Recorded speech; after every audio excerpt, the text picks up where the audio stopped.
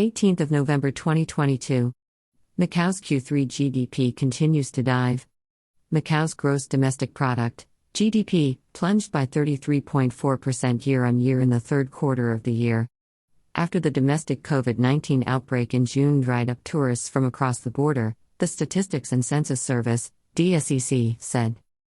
The GDP fall was down to a decline of 50.8% in visitor arrivals during that period, SEC pointed out. In the 3 months to September, exports of services fell 46.7% compared to a year earlier. In particular, gaming services and exports of other tourism services tumbled by 72.5% and 45.9% respectively. Meanwhile, domestic demand slid further by 14.4% year-on-year.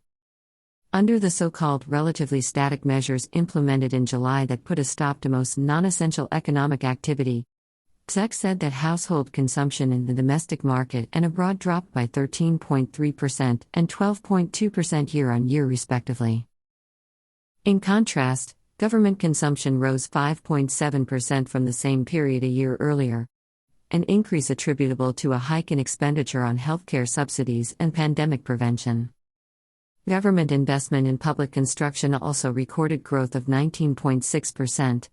Thanks to increased investment in construction work on public housing, the fourth bridge connecting Macau to Taipa and the island's hospital.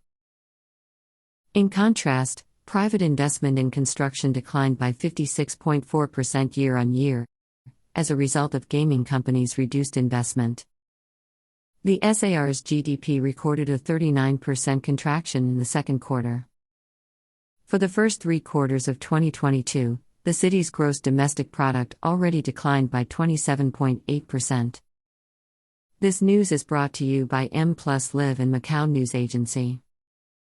Don't forget to subscribe to our channel and follow us on Facebook.